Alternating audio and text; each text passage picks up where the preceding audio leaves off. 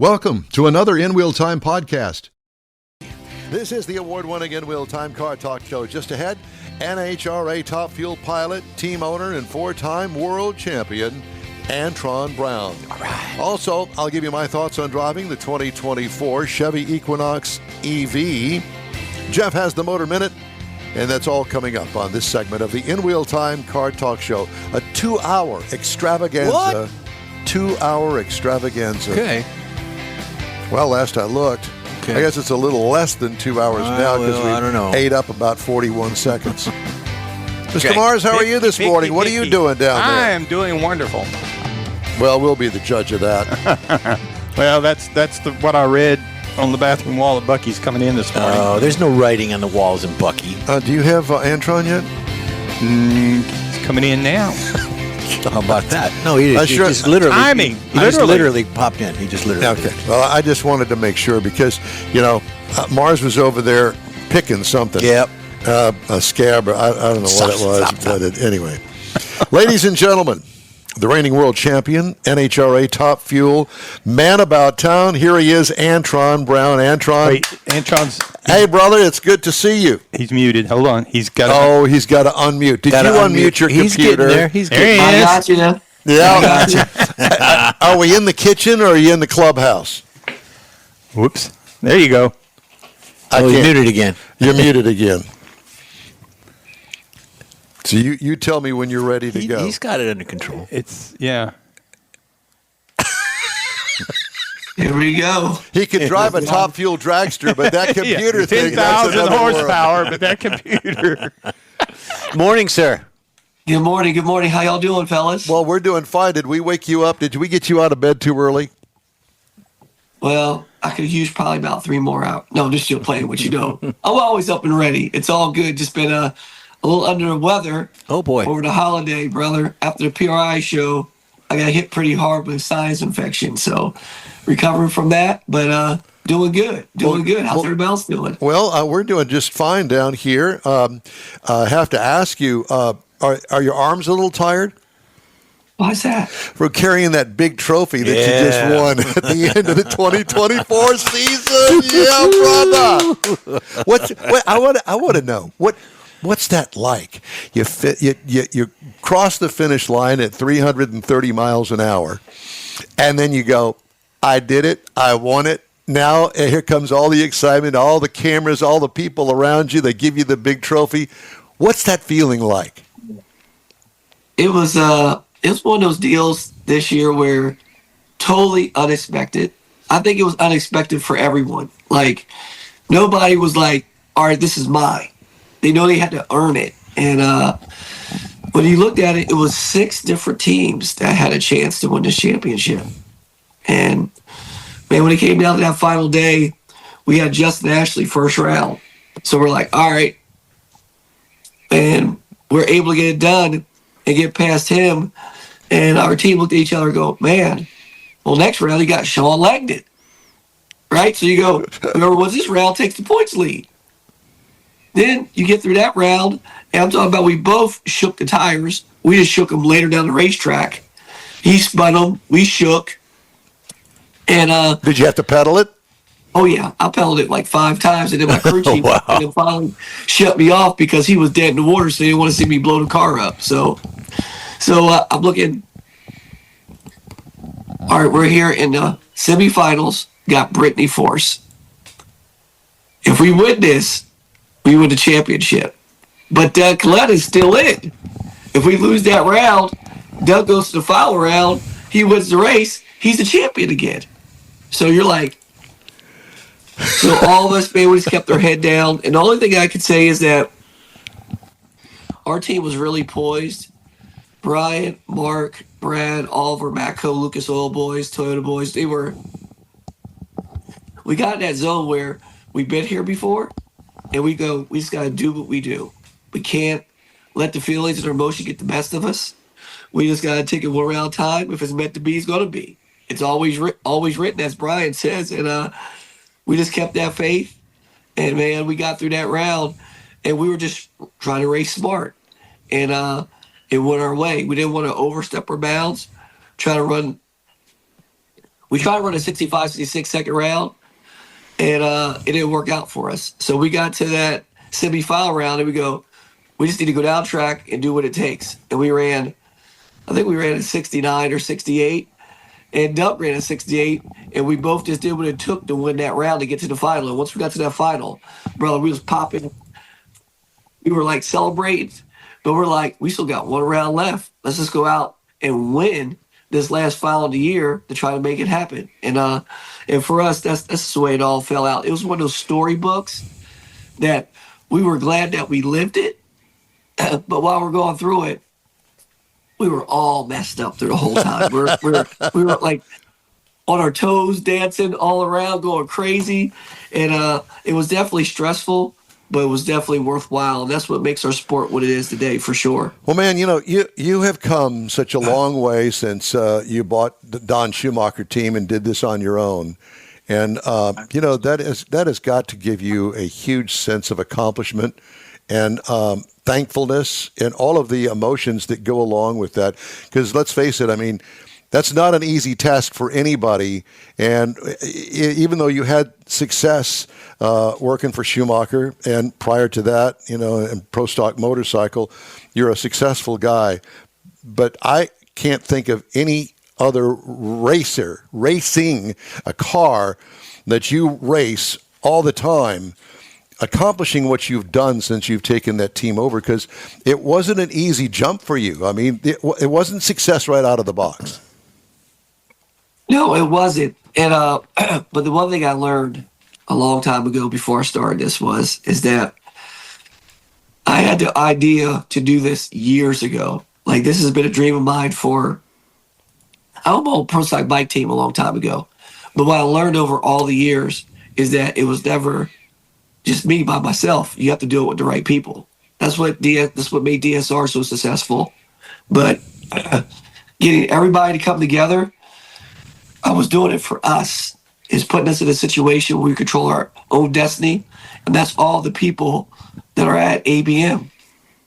We all came together, and I just went out on the note to go, we're going to do this for us. And when we all got together, we make these unbelievable things happen. And I surrounded myself by great people that make it happen. And I really do put the people first. That's what makes ABM, is all of us together. Well, that energy flows between everybody. You can't have one person not on the team, but maybe there. I mean, you all feed off of each other, and you're the chief operator there and the driver, and you kind of keep it all together, because you would not have those people, I have a feeling, if it weren't for Antron Brown and the camaraderie that you bring with you. I mean, people love to be with you, and it's not really working for you, it's working with you. That's part of the leadership. Yes. And I think for me, that rope throughout this whole journey, this is our third year with ABM, is that we found out when you get the right people on your side and they're pulling that rope with you, you go from pulling a fence over to actually tugging and pulling a mountain over. Yeah, pulling the mountain. And you get what I mean? And I've learned that in a very short time with ABM, because trust me, we went through our trials and tribulations. We had people there, and the people were good people, but some of the people weren't the right fit. Yep. And that was the toughest thing for me, because you always think that you can always, you want to inspire people to be the best version of themselves, to grow. If you can make people be better and do things they've never done before, bro, that's when the special things start happening. That's exactly right. You've got youngsters involved in racing, and what a role model Dad is for this. What an opportunity for them to get guidance and to understand what to do and when to do it. That's incredible. Yes, and that's why if you look at our team, we're made up of, like, I think about 70% of it has been guys and girls that's been out here for a long time, and the other half are fresh newbies that we brought in on internships, that have the want to, that have the hunger, that wants to drive. And then when you bring those two levels together, man, it shoots up, because the energy of the youngsters coming in and then the energy, like the experience and the knowledge of the people that's done it for a while. The youngsters bring the energy, and it raises the experienced guys and gets their energy bubbling up because they see the excitement and they remember what they used to be like when they were young. And then you see the youngsters, they want the experience and crave for the knowledge. And when you mix it together and they mend together, brother, watch out. And when I looked at our team this year, and I looked back and saw the synergy, the way it was working back and forth. And when we went through the hard times, don't get me wrong, we had some races we lost first round. We have races we lost first round. The next race we will win. Then we go to the next race and lose first round. Next race you win. Like we go from the highs of high to the lows of lows. You get what I mean? Mm-hmm. But what it made the difference for us is that we never got down. We never beat ourselves up. We learned from every angle that you can learn from, and it helped us get to where we're at right now. And at the end of the year, it helped us hold that championship up in the toughest field of top fuel that I think that ever was, period. So let's talk about 2025 coming up. Mm-hmm. We're here now. What is the team doing? Are they taking this week off and going back to work next week, or how's that work for you guys? We've been the main basis of our operations been off from Christmas until Monday of next week. Yeah. But we've had several of the guys that stay in town and girls, because we have gals on our team too, that they've been in office between Christmas and New Year's too, just not because they have to, because they wanted to. And they're just getting ahead. We're working on things. We've got a brand new car that's going together. We've been working on the A-Fuel operation with the MBR boys for Angel with the Hankster's car. And we've been going back and forth nonstop. We have plenty of projects going on, and we're getting ready for this test that's coming up in the beginning of February, that pro superstar shootout race down there in Braden, Florida. And of course, I've been down there with the Drag Illustrated Pro Mod races. We're coming up with the U.S. Street Nationals pretty soon with the Pro Mod car. And then we'll be back down there at the end of February for the World Series of Pro Mod too. So it's like we've been nonstop, and you can see I've been on the mend. I'm starting to feel better now. My voice ain't all there yet, but that's what we do to people. We make them better. Yeah, that's what we have. That's our effect on people. Yeah. The Angel Sempe thing is truly amazing in itself, and she's stomping at she's ready to go, brother. You know that.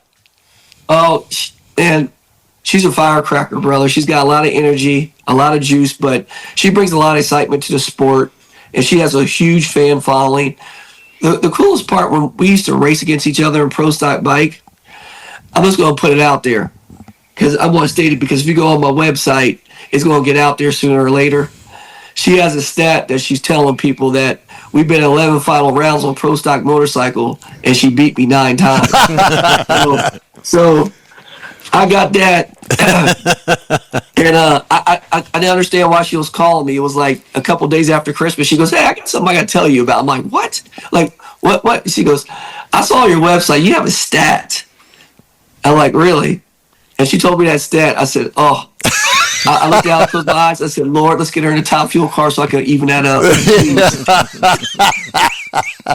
Oh my goodness! Well, we've had her on the show many times, and she kind of hinted at this new venture that you two have got going, and we're really excited about it. So, when is the Top Fuel debut of her team? Well, that's what we're working on right now. So what we've done this next year, what people's going to see is going to be really interesting. We took one of our top fuel cars and made it into an A-Fuel dragster this year with the Hanksters. And so it's going to be the first enclosed driver compartment car for an A-Fuel dragster. Wow. And what we're doing is we're just getting her used to where it's the exact same car she'll drive when she drives top fuel, controls all in the same place. And hopefully this year here, we just got to get the sales team up on the sailing side and get a really good partner to participate, because we would like to put her in at least 4 top fuel races this year as a game plan. We're going to try to. So we're going to work on that as hard as we can. And then hopefully my goal is 2026 is to definitely have her in a top fuel car and make the switch where just to work hard to find a really good partner to come on board that wants to launch that program. And we're close on a few of them, but we just got to get it. We've got to get those contracts inked and signed and get the money coming in so we can make it happen. She's ready. We have all the necessary people in place, transporters in place, and we already have a top fuel car that's already built. So we've done our due diligence on that side. We just got to get the funding in place to make it happen. Do you have a favorite track you like to race at? They're all a quarter mile or 1,000 feet in your case. Yes. I think one of my favorite tracks to race at, I like racing at all of them, but two of my favorite places to race at is Sonoma, California, and Norwalk, Ohio. Really? Yes. The Norwalk, Ohio, that surprises me. Why? Well, if you ever been there, the Bader family does things that are unreal at the racetrack. It's kind of like, do you ever remember if you're a little kid? A lot of kids don't know it now because you don't see them around no more. Remember you used to go to Barnum Bailey Circus? Yes, as of course. A kid? Yeah. That was a huge thing. Everybody loved going there. You go there, you see the American flags, you see all the excitement with different events and different things going on. That's what Bill Bader brings to the entertainment series no matter where you go. He brings all the excitement to you when you go to his races. And he does an incredible job. We just don't race there. We go to the Night of Fire there. We go there twice a year. And you go there for the one day, you have that place packed out with 60,000 people in one spot. Nice. And he's got things going on like you wouldn't believe. Jet trucks, jet cars, the nitro cars, the pro mod cars, the dump car, every kind of vehicle entertainment value, and you're coming there for a show. I get to go there and do a job force burnout. I go there and burn out the half track. The fans go crazy. And I think when I go to that track, whether we're racing a national event or we're doing a Night of Fire, it just brings that type of excitement because his showmanship that he brings out. Well, we're really excited for you in the 2025 season. You know, you don't have any bigger fans than us here at the In Wheel Time Show, and we sure appreciate you joining us today. And get well quick. Yes. And we'll be keeping up with you starting in Florida, I guess, here in a couple of weeks. Yes. We'll actually be there probably about 3 weeks. We'll be in Florida. Love it. Doubt. Yeah. Well, Antron, it's great to talk to you, my friend. It's good to see you. I'm glad you're doing well. Ride that pony all the way, brother, and let's make it another championship season back to back. Absolutely. Well, we're going to work on it. We're going to give it all we got, and our main focus is to get better. So if we can get better from where we're at, we should be in some good shape. But the competition's getting better too, and everybody's running really, really strong. Well, you got a target on your back now. Oh, brother. Everybody's got targets as good as this class is. You know what I mean? When I came in, the wheel just landed on us this year, and we wanted to land on us again. So that's the game plan. We're pulling for you. We love you. Thanks again for joining us today. All right. Thank y'all so much, fellas. Y'all take care. Thanks. You do the same. You bet. Antron Brown, Top Fuel champion. Incredible guy. Yeah, great guy. Hey, you can catch the In-Wheel Time Car Talk Show 24/7 on inwheeltime.com and the Odyssey radio app. We also video stream our weekly show on Facebook, YouTube, and inwheeltime.com. And podcasts are available from your favorite podcast provider. The In-Wheel Time Car Talk Show will continue right after this quick pat stop. The Tex-Mex dining experience is defined by Lupi Tortilla, your destination for Texas's best beef fajitas and frozen margaritas. Since 1983, Lupi Tortilla has served authentic and time-tested recipes made with the freshest ingredients. Atmosphere is part of the award-winning experience at Lupi Tortilla, all developed in a little house near Highway 6 and I-10 in West Houston. Visit any of the Lupi Tortillas and you'll see the same attention to detail in each and every location. Start your Lupi experience with queso flammeado and guacamole, along with a classic frozen margarita. Dine on famous Lupi beef and chicken fajitas, or pepper shrimp brochette, or a fish or vegetarian entree, and finish with a scrumptious flan for dessert. Find Lupi Tortilla in Houston, College Station, Beaumont, Austin, San Antonio, and Dallas-Fort Worth. There's a Texas location near you. The recipes are authentic and time-tested. The ingredients always fresh. Lupi Tortilla, he's pretty good. The rescheduled Gulf Coast Auto Shield Car Social is happening Saturday, January 11th, and you're invited. Bring your car, truck, or SUV, meet other enthusiasts, and find out what it'll take to get your car looking show-worthy again. Gulf Coast Auto Shield is your one-stop shop for paint detailing, coatings, window tint, clear bras, camera installs, and wheel repair. The Car Social is your opportunity to get a tour of this state-of-the-art facility located at 11275 South Sam Houston Parkway, just south of the Southwest Freeway. Join the Car Social Saturday, January 11th, 9 to noon. Talk to other owners and see how good your car can look on the upcoming Hot Rod Tour of Texas. Put it on your calendar, the Gulf Coast Auto Shield Car Social, Saturday, January 11th, 9 to noon at 11275 South Sam Houston Parkway, just south of the Southwest Freeway. The In-Wheel Time Car Talk Show will be there too. We hope to see you then. 2025 salute to the In-Wheel Time sponsors, Lupe Tortilla Tex-Mex Restaurants, Pro-Am Auto Accessories, and Gulf Coast Auto Shield. We look forward to another successful year and hope you'll support each of them. All right, time now for Jeff's Motor Minute here on In-Wheel Time. Well, it's going to be quick. We've got new subscribers that came through since Christmas because we were off last week. You've got Brian Keeling. Appreciate it, Brian. He watches the show. Appreciate you subscribing. You got Winston Hop. It's either Hop or Hope. Can't pronounce it right, but thank you for subscribing. And you've got a P. Morin subscribing also, so thank you very much for that. We appreciate it. And the more subscribers we get, we'll send Mike to your house to wash your car. So there you go. One last thing on the Motor Minute is there's bad weather across the United States. Make sure you're prepared in your car, Mike. Blanket, shovel, all the accoutrement to get there safely. So there you go. Thank you, sir. Time now for this hour's car review. I had a chance to drive the 2024 Chevrolet Equinox EV, built in Mexico. Comes in these trim levels, 1LT, 2LT, 2RS, 3LT, and 3RS. I had the EV 2LT. This is a small SUV EV. Seats 5. All new for 2024. We didn't have the 25 because they didn't have it in the press fleet yet, but okay. They're the same. Trust me. Sharply designed EV, long and sleek, great-looking front fascia with slit peekaboo lighting up front, laid-back wind-cheating front glass, and low roof line gives it a fast appearance. Rear fascia is cutting-edge, too, with large sunshade over the rear glass. What I liked about it, everything.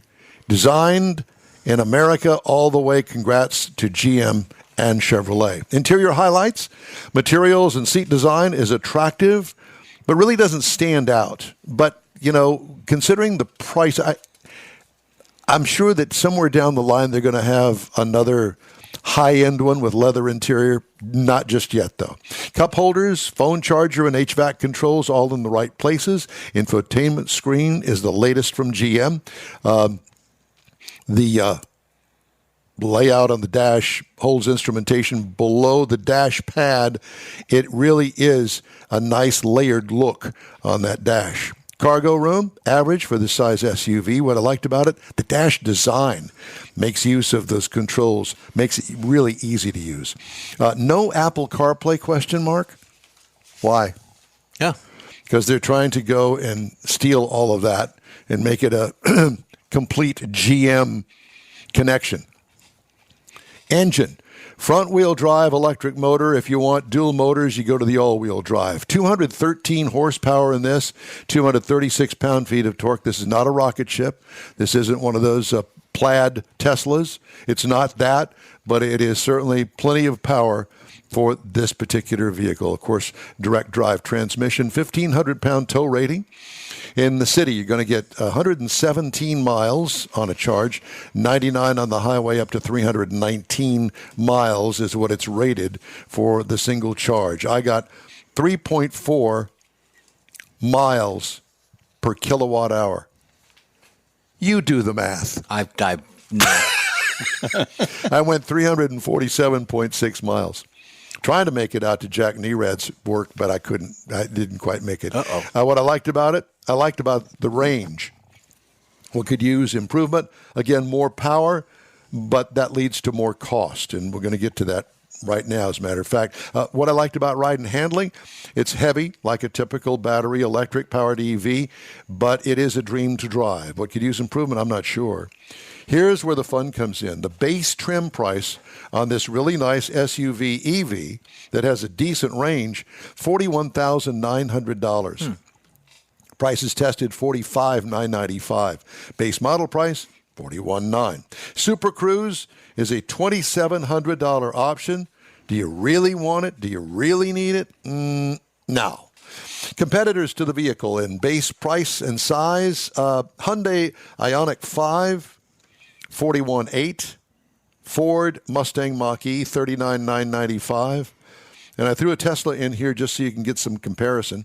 Tesla Model Y, 44,990. So right there at about $40,000, and I think that that's pretty much of a bargain these days when it comes to the EVs, because they can really go through the roof. How much is that thing that you're driving, Mars? Nothing like that.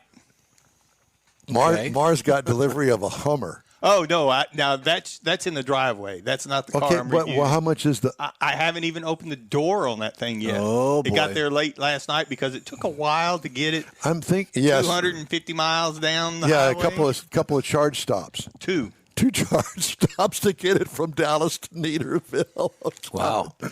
Yeah, I'm thinking it's a 6-figure vehicle. I would bet. Yeah. But I'll let you know shortly. All right. Well, I tell you what, I was impressed by this vehicle, and it takes a lot to impress me, and I'm not trying to brag or anything, but we drive a lot of new vehicles. We 52 of them a year. You see them all, yeah. And we do see them all, and some are okay, some are good. This one's great. Now, what Consumer Reports says about it, I don't Different know. story. Yeah, it may be a different story, but we didn't do a long-term test on it. It was only for a week, and so we get them. Yep. And we generally have the 500-mile limit on it, so 347 miles. I got a pretty good feel for it, and I really did like it. Now, I will tell you, I didn't have to take it to a fast charger because I plugged it in here at the house on the 110, And then at work. and then it worked. So I always kept it right up there. I think it got down to about 60%. But I didn't drive it a day, so it managed to catch up to itself. So, Well, I thought it was a good-looking car when it was sitting in the driveway. Oh, it is. Obviously, it needs to be. It needs to have an ice engine, but that's just my opinion. well, they still make an Equinox with a gas motor in it. They do. But and it's called an Equinox, but it's not built on the same platform. Understood, yeah. So, at any rate. Hey, if you'd like to get in touch with us, shoot us an email. The address here is info@inwheeltime.com. We're back after this. That's it for this podcast episode of the In Wheel Time Car Show. I'm Don Armstrong, inviting you to join us for our live show every Saturday morning on Facebook, YouTube, Twitch, and our InWheelTime.com website. Podcasts are available on Apple Podcasts, Spotify, Stitcher, iHeart Podcast, Podcast Addict, TuneIn, Pandora, and Amazon Music. Keep listening, and we'll see you soon.